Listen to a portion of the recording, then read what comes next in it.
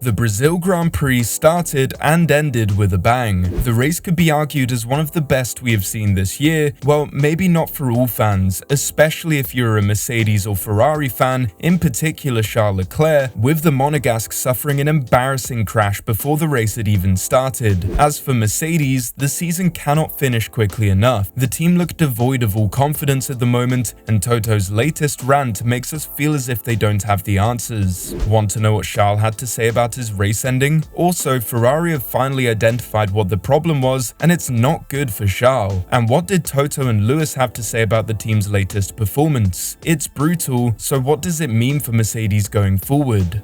I think if you ask any Mercedes fan, right now, they would just opt to end the season. The silver arrows, I mean black arrows as you guys like to remind us in the comments, have just been so far off the pace, and most Mercedes fans are probably tired of hearing about the latest upgrades being their saving grace. They even brought back the legendary James Allison, and yet in Brazil, they had arguably one of their worst races this season, especially in the second half of the season. Now, we understand that Allison will only be able to really affect the 2024 season, but surely at this point late on into this season, he would have had some kind of impact. If he has, it wasn't noticeable in this race. While Mercedes did not have a good race, one of its customer teams had an excellent race, with this only adding to the frustration for Mercedes. Alonso was back on the podium for the first time since the Dutch Grand Prix in August and delivered a defensive masterclass against Perez in a thrilling duel in the final 15 laps. Perez was in Alonso's DRS for several laps and eventually overtook the Aston Martin driver on the penultimate lap. However, Alonso didn't give up and got back ahead on the last lap going into turn 4 and held off Perez by 0.053 seconds in a photo finish. Having been passed, Alonso thought his podium chances had evaporated, but was thrilled to be able to get himself back into the top 3 come the finish line. He lauded Perez for his role in the battle as well, praising the Red Bull driver for how he goes about wheel-to-wheel combat.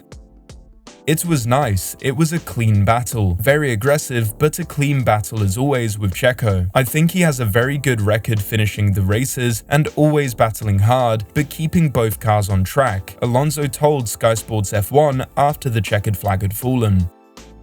Verstappen led from start to finish after a chaotic opening part of the race where Charles Leclerc crashed on the formation lap, and the Grand Prix was red flagged due to a collision between Alex Albon, Nico Hülkenberg and Kevin Magnussen at the first corner, or should we say before even reaching the first corner. All was looking well for Hamilton when the red flag was called as he was in third, with Mercedes teammate Russell in 6th. Alonso immediately pounced on Hamilton on the restart, however, with a bold move down the inside into turn 4, and Perez was also through before the first round of pit stops. A frustrated Russell felt that he was faster than Hamilton as the pair ran nose to tail for most of the first half of the race, but both drivers began to struggle on the mediums during the second stint, so were overtaken by Sainz and Gasly. Hamilton, who complained about his car in dirty air, eventually finished 8th and was 63 seconds behind race winner Verstappen, while Russell retired with 14 laps remaining due to high and worsening power unit oil temperature. Up until then, Russell was on course to finish a disappointing 9th and would likely have been overtaken by Yuki Tsunoda for 10th had he not retired. It truly capped off a miserable day for Mercedes, as like we said, Lewis Hamilton could only manage 8th, which has surely done damage to his and the team's chances of finishing P2 in either championship.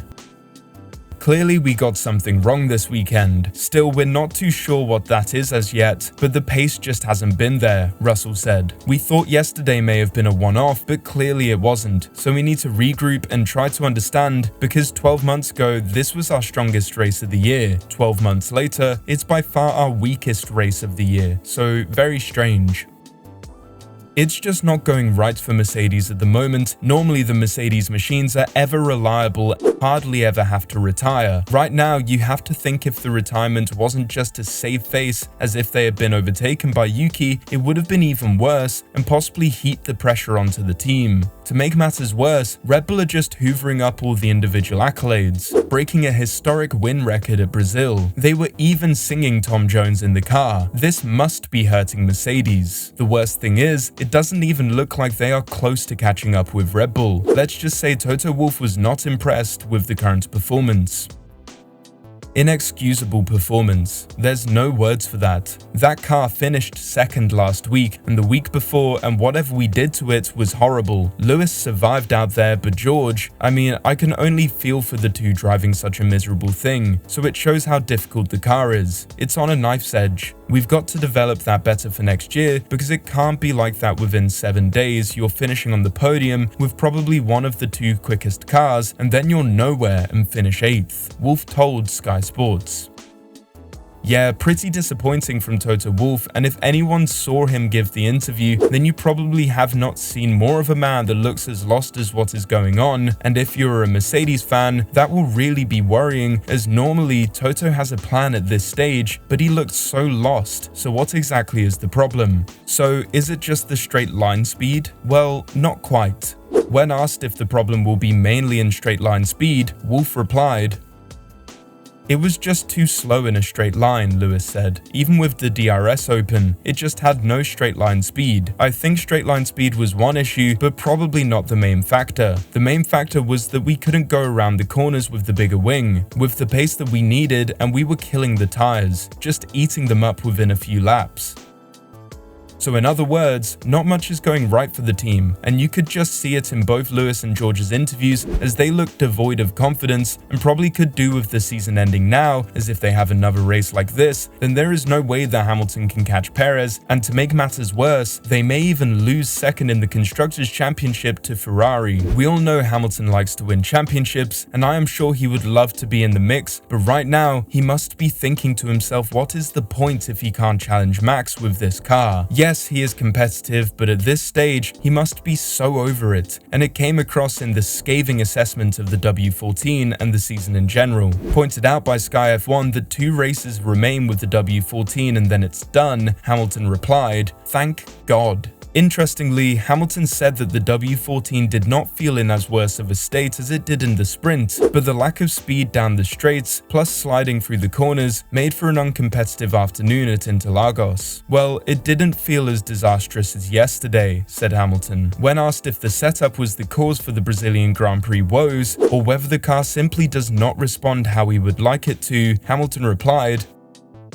"I think it's difficult to say. One thing is the car is really unpredictable in the sense of go one weekend, it feels good, one session feels good, and then not. I'm sure we'll go and look at things and find out what we should have done differently, but with one session, it's difficult. But I'm still proud of the team that they still came here and did their work. They hold their head up high, and that's what we have to continue to do. We just keep pushing forward. 2 more races with this thing, then hopefully no more driving it."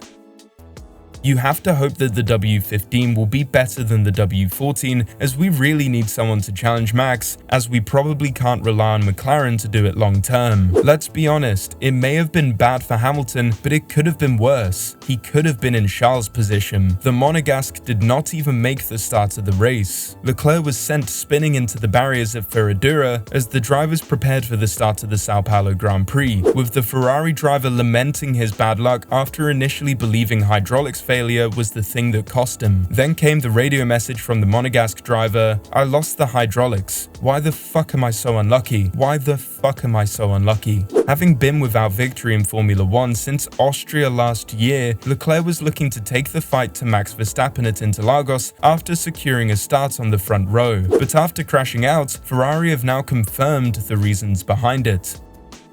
During the formation lap, Charles experienced an issue with one of our car's systems which led to a loss of hydraulic supply, meaning he had no power steering and no gearbox command. Unfortunately, this meant that there wasn't anything he could have done to control the car and avoid spinning into the wall. After a long 3 weeks, we'll recharge and set our sights on a strong finish to the 2023 season.